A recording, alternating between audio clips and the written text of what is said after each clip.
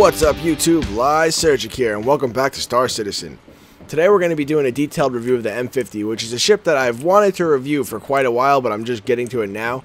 And in my opinion, this is one of the best looking ships in the entire game, and definitely one of my favorite ships that I own. The M50 is a dedicated interceptor slash racer, and it was originally introduced as one of the racing ships along with the 350R, and that is because the first thing you're going to notice on this thing is that the M50 is more or less a cockpit strapped to two giant engines. These are TR3 engines. They are freaking huge, especially for a little ship like this. I think this is the smallest ship in the game that we have right now, actually. And that is not all the M50 can do by any means. That's one of the things that I kind of want to really highlight in this review, is that it is not just two engines strapped to a cockpit as much as it does look like that. The M50 is actually a very capable dogfighter. Now, I'm not saying it should be your go-to dogfighter by any means, but because this thing is so damn fast, it is 100% capable of, taking out a small-scale ship or, a couple small opponents that don't really pose a huge threat or aren't armed to the teeth. I wouldn't want to go up against any Hornets in this thing, but a couple Vandal or, somebody in an Aurora or even an Avenger maybe or a 300 series, you could easily either fight them off or, get away from them. Definitely get away from them in this thing. The M50 is going to be geared towards, as far as Persistent Universe mission-wise, there's going to be a, quest line type, like a guild of people that their main missions that they're going to give you are going to be take this small cargo item and get from point A to B with this XYZ small cargo item as humanly fast as possible, and that's exactly what the M50 is going to be good for. I mean, this thing is just blisteringly fast, and it's going to be good for, either getting from point A to B really fast or escaping people or catching up to people. Whatever you need to do, if it involves speed, the M50 can certainly do it, as long as you don't have to haul too much cargo or something like that. Now, I don't have the M50 on a default configuration, but that's going to be something I show you part of later. But let's just start out by, looking at the general outside aesthetics of the ship, and then we'll hop into the combat. So first of all, the first thing you're going to see, obviously, are the two big engines. Those are TR3 engines, and I want to get up here so I can actually show you them. Wow, that's not what I wanted to do at all. There we go. Now, one of the things you'll notice on this ship is that the paint job on this thing is just beautiful. It is absolutely like a total hybrid of a Ferrari or any other kind of hyper sports car and a jet plane. And that's not even to mention these two giant engines strapped to this thing. Now, this kind of reminds me of like a Corvette ZR1 or whatever the highest trim level of the Corvette is, with the fancy window on top of the engine, so you can see in there that you have two ACOM Starheart 1 or 3, whatever it is, engines in there, and you can see like the wiring harness and all that stuff. It just looks really cool. It looks, gives you a total sports car vibe. And those go out the back through your power plant, and there is your two giant engines at the back. And you even got a nice little spoiler on the top, so that adds to the whole sports car, super fast, look of it. It's like Sonic the Hedgehog if he was a spaceship, basically, and red instead of blue. Something like that. So then moving towards the front, you have the cockpit. Like I said, you could see the beautiful paint job, man. It's just so cool. And looking down into the cockpit, it's kind of easier to see it this way than actually getting in. But what I really like about the inside of the cockpit is that you have these two nice multifunction displays in the middle, and then there's a bunch of little displays around the sides. You don't really see that much when you're flying it, but I really like the look of the cockpit in general. It's got kind of like a, fighter plane type multifunction display vibe going on to it, and it's really nice. It really evokes the whole jet fighter theme, which I think this thing was heavily inspired by jet fighters and sports cars, basically. And then they have, going with the racer theme, they have, some little sponsor stickers in the front. ACOM is the engines, and Hammer Propulsion is the thrusters in the back. And Origin is obviously the name of the ship. And then you have some cool little warning stickers and stuff. No step, danger. I don't know what that is. Something about voltage or something. And then you got the name of the ship on the side. And we fell off, so this is a cool time to... I noticed this little thing before. Where did it go? There's a little sticker under the wings that says... Oh, come on. Where is it? I know it's on the other wing. Yeah, down here at the bottom it says jet fuel only, which I thought was kind of cool because this thing is definitely a jet. And the landing gear even evokes the kind of fighter plane look as well. So that adds to the overall aesthetic of it nicely, I think. The landing gear makes it look like it's ready to, you know, jump off the runway or jump out of the hangar and go flying. And I guess there's I would believe that that's probably an air scoop for atmospheric flight as well. And then on the side here, I mean, the attention to detail that they took while building this ship is just incredible. I mean, look how close I can look. And I can't see, you know, I could barely see a single polygon here, man. Like, look at the little scratches and all that, and the paint job. Like, they really put a lot of work into making the paint job of this ship just look beautiful. And there's just so many little details, just in general. I mean, a lot of the ships in Star Citizen have so many little details that I just love. But the M50, because it's so small, they really, like, went over every inch of this ship and made sure that it was, you know, it all looks fast. It's like putting, you know, the spoiler adds like 10 horsepower, man, you know? So anyway, usually there's two little blinking lights. Yeah, two little blinking lights here on the edge. I'm not sure where those blinking lights are actually coming from. I believe it's that little one down there. But that's kind of like a fighter jet type thing, I guess, or a plane type thing. And there's some blue lights, some little blue accents, which normally blue and red and white would kind of conflict. But I think the very small blue accents are nice. They're kind of like landing lights on a plane. And I enjoy looking at that as well.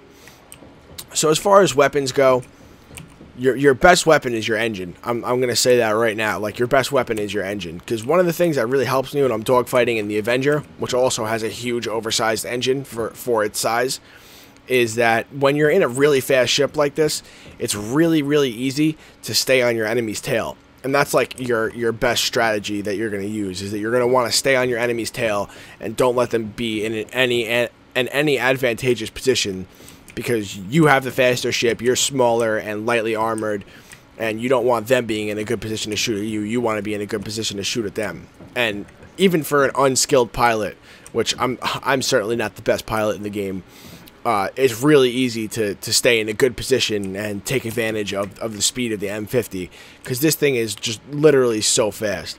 Its top speed is 300 meters per second, and that's not even the crazy part of it. It's the acceleration. This thing can go from, you know, 0 to 100 like ridiculously fast. And that's what makes it a capable dogfighter, because people really don't think the M50 is going to be something that can, you know, actually pester them in a fight. And you could really, really harass guys in multiplayer with this. Usually I don't do multiplayer in my reviews because it's just unreliable and it takes forever to get into a good match where people don't leave halfway or something like that. So I'm probably going to do Vandal Swarm as usual in this one. But I think it's easier in Vandal Swarm just to show off the way the ship works.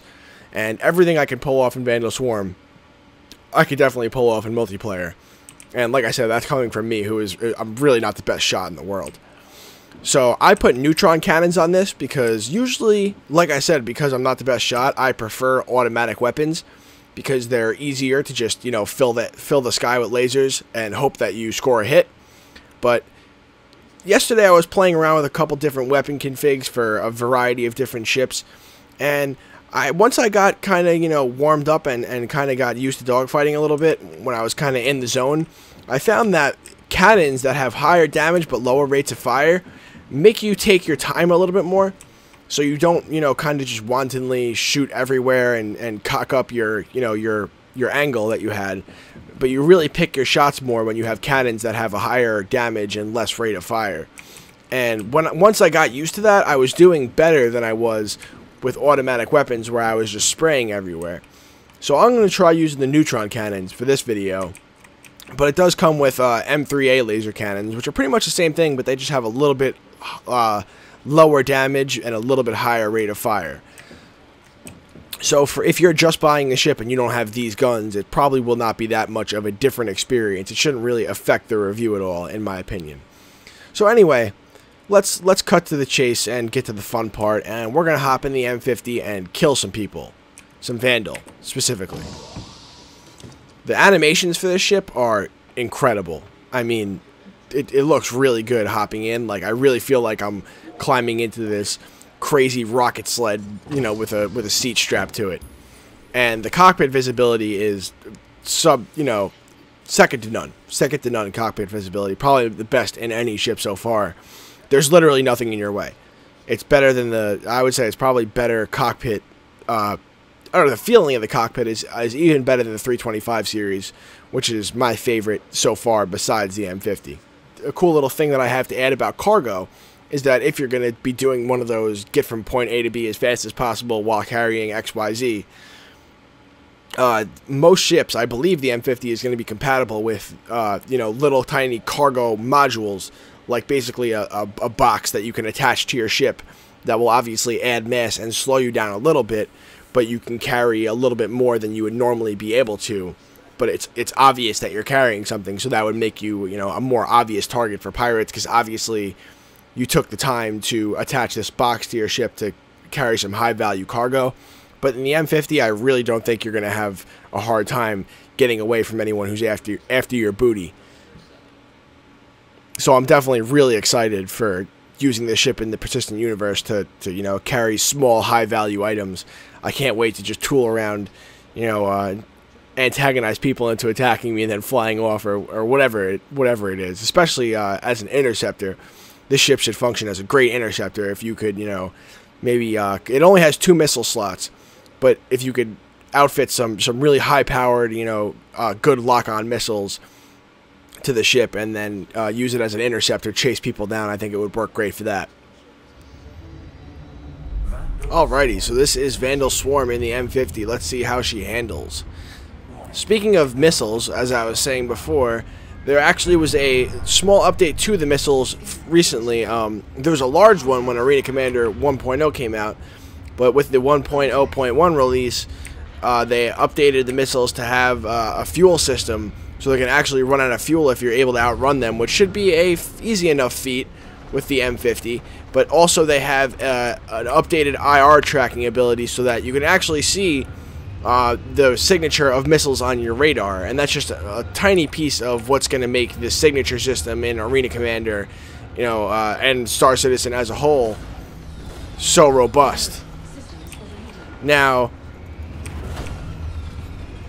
as you can see here, the neutron cannons have a very high draw on your power system, but with the M50, it should be no problem, you know, getting right up close to these guys and sinking a couple shots into them. They have a very slow projectile speed compared to other weapons, and they have a huge power draw, so much that you can only shoot them like 3 times in a row. But with the sheer speed of the M50, it shouldn't be hard to, you know, just keep landing them hits. 289 in one hit. That's a huge amount of damage for a single cannon shot. Any way you look at it. 145, 289, and of course I crashed like an idiot. But as you can see, the little neutron cannons do a huge amount of damage. I just wanted to use these cannons to, you know, provide a proof of concept that when you shoot with cannons, it forces you to pick your shots, and you usually do, you know, a little bit better damage. And you usually have a little bit general better performance when you're carefully picking your shots and carefully positioning yourself to be in an advantageous position. Now, another huge thing, like I said before, is being able to stay on the enemy's tail and positioning yourself, you know, for better attacking abilities. The M50 is so fast. I mean, look how fast I flew past that guy. Even on 150, I mean, I'm sorry, even on 50 throttle, which is 150 meters per second, it's really easy to just stay right behind the guy and keep him right where I want him. 470 in 2 shots. I mean, you could seriously take dudes out like that. So if you're flying through space, you know, in your M50, why do I keep crashing like an idiot? If you're flying through space in your M50 and some idiot thinks he can steal your cargo or, you know, take you out or just generally give you a bad time, it's really easy to just, you know, give him a quick spin around, pop off a neutron cannon shot or 2 at him, and then, you know, he'll be toast for sure. Or at least hurt enough that he's going to want to back off. Maybe not toast, but he'll be hurt enough that he's going to want to back off and leave you alone. The missiles, they are quick lock-on missiles, which means they're a bit easier to evade. But let's see if we can't pop that guy and make his day a little shittier. The space brake on the M50 is also exceptional, and you're going to be using that a lot in dogfighting combat because it's a little bit harder to just slow down when this thing is so damn fast. And of course, now that I'm recording, I'm doing much worse than I was before when I practiced using this thing. But I mean, it's just so easy to take out a Vandal in 2 or 3 shots, as long as you place them nicely and keep yourself in an advantageous position. Keep using that space break when you're about to go flying past guys. Let's see, who's closest? You're pretty close. Let's pop a missile off at this guy. I love watching the missiles hit the Vandal. It's just, there's nothing like it. It's so fun. One of the things that makes Star Citizen so damn fun. Boom. Oh, I killed him? That's no fun. I wanted to finish him off with my neutron cannon. So I actually don't suck with it, I promise. Let's see. There we are. That's the other thing, though. You only got 2 missiles, so you have to pick the time that you're going to use them very carefully. And getting stuck against a Vandal Prime or a Hornet or something with no missiles is not going to make you a happy camper. Now, my throttle's at 100 here, which is way too fast, because it's really easy to black out in the M50. Like, stupidly easy almost. So like I said, you have to keep using that space brake and just stay right on the guy's tail. This is a good time to, like, hit M. And what the M key does by default binding or whatever is it matches the throttle of your target. So your IFCS or flight control system tries as well as it can to use the same amount of throttle that your target's using, so it's easier to stay with them. But with a Vandal, it's not as useful as it is with a human player. I'm just kind of dancing around this guy right now, waiting until I have an easy shot, so I don't have to waste, you know, my power and all that stuff. That's one thing the M50 definitely excels at, though, is jousting against an enemy. It's almost impossible for them to outfly you in anything, you know, even slightly heavier than a scythe. The advantage, strangely enough, I mean, it's a lot harder usually to fly against somebody in a dogfight, you know, an online dogfight, than it is in Vandal Swarm. But the scythes are the only things that have agility and, you know, that have the moves to actually keep up with an M50. Anybody else, it's like flying circles around a rock. You know, they could barely keep up with you in any way, shape, or form. But the only problem with the neutron cannons is you do have to get really, really close to get that tracker. You know, to get your little pip that you can aim to lead them with. So that's the only problem that I really see with the M50 using these guns. Any other cannons, you wouldn't have that problem. You can aim from about 1,000 meters away, but this one you have to get into about 600 or even less sometimes to get the lead indicator to actually shoot them. But I don't really have much of a problem with it. Of course, I always fly a lot better when I'm not filming than when I am. It's just life. And when you're in a situation like this where you have one much more dangerous enemy, it's... If you could crash into him and kill yourself, you know, that's not really a big deal either. Another thing that I wanted to highlight about dogfighting with the M50, which, I mean, even though I'm doing terrible right now, I'm still punching way above my weight. You know, my AI companions really don't do much at all, except for distract 1 or 2 guys from shooting at me. And, like I said, the M50 is not supposed to be a dogfighter. And I'm taking these guys out fairly easily, even though I'm flying like an idiot. But one thing that's absolutely necessary when you're dogfighting is to try to keep the orientation and the direction. That guy just crashed into his other friend. One thing that's really important when you're dogfighting with the M50 is to try to keep your orientation as close as possible to just be yawing instead of rolling or anything other than that. Because if I'm at 100 throttle and I go to flip over like that and I do a flip, I almost immediately start to black out. So if you're anywhere near 100 throttle, you only want to be yaw. You only want to be using yaw for sure. But if you're dogfighting in the M50, you should not be at 100 throttle in almost any circumstance unless you're trying to catch up to a dude. Of course I missed. The projectiles do travel really fast, which I thought they didn't, but I mean, whatever. It doesn't really make any sense, actually, because if the projectiles are traveling fast, I should be able to get a lead indicator a little farther away. So let's see what this Vandal Prime can do. They usually fly a little bit better and are a little bit more resilient than their buddies, so let's see how long it takes us to kill him.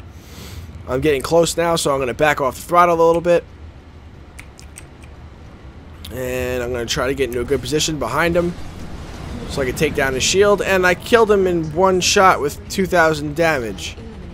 I guess I hit the critical part of his ship or whatever, but yeah, like I said, these neutron cannons, seriously badass if you could use them properly. It's just a little bit more nuanced than your average, you know, wow. That must be the cockpit that I'm hitting that I'm doing 1,000 damage like that. I was trying to aim for it that time, see if I could get the same result. And that is what it does. But yeah, like I said, neutron cannons, they're a little harder to use than most guns. They're not, you know, they're not pick up and play. You have to be a little bit more precise and a little bit more nuanced in the way that you use them. But in the M50, which is so easy to advantageously position yourself as long as you don't black out like I just did, in a ship like this, you should easily be able to put yourself in a good enough position where you can get a good shot with, you know, a higher damage, lower rate of fire cannon and just tear your enemy apart. So that's the first 3 waves. That's what I normally do in Vandal Swarm. So we're going to fire off some missiles at these guys, wherever they are. Oh, below me. Fire off some missiles at these guys, and we'll hop into some racing to show you what this thing could really do. I mean, it goes so much faster than any other ship. It's really incredible. Achieved missile lock. Let's fire both missiles at once. Oh, we missed. And we still killed them.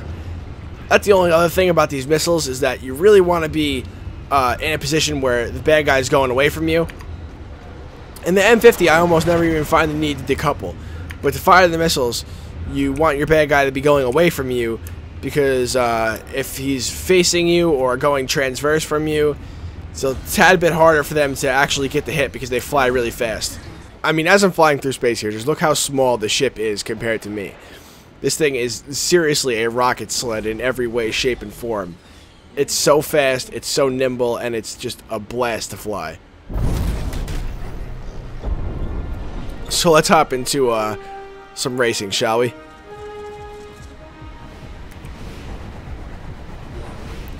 Alright, so to wrap this baby up, I figured we should turn some laps around good old Vanderval, the premier racing track for high-octane spaceship racing in the Star Citizen galaxy. So the M50 is an excellent racer. I mean, racing is its secondary purpose, more or less, or maybe even the primary purpose, but whatever. This thing is a beast of a racer. It's a lot easier to pick up than the 350R because it's just an easier ship to control. It doesn't have quite as high as a top speed as the 350R, if I'm correct, but I mean, it's so much easier to fling this thing around the track. I've flown both, and I much prefer the M50 because it's a lot easier to control when you're first picking it up, and it doesn't take as much getting used to, per se. And see, I have almost all my boost entirely drained from dicking around before I started recording this segment, but it's very easy for me to put the thing between the checkpoints, especially because it's so small. You really don't have to worry about hitting the edges of the rings or anything like that. And this is my favorite part coming up right here. I don't care how many times I've raced around this track, there is nothing like flying through this little thing right here at ridiculous speeds, especially when you're really trying to get it in there for a good lap time, which I am not, a pro at, but sometimes you come really close to the ceiling, and it's just, it's so fun, man. It's just awesome. And the racing ability of this ship really shows off how easy it is to chase somebody. Even, of course I'm going to crash. Even in an online match, it's so easy to chase somebody around, and really stay behind them and seriously piss them off as I go through the checkpoint. Wait, I'm not even going backwards. Yeah, as you can see, I'm a pro racer.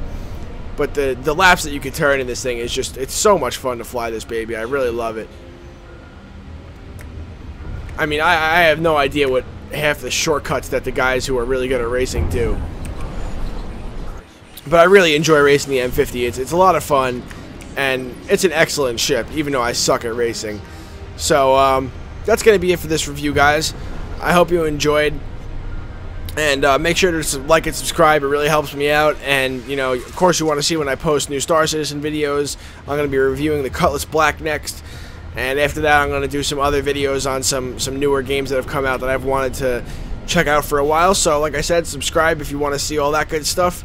You know, game reviews, PC hardware reviews, a little bit of games journalism. I got it all. So once again, thanks for watching, guys. I hope you're as pumped for Star Citizen as I am. And I will see you guys in the verse. This is Lysergic, signing out.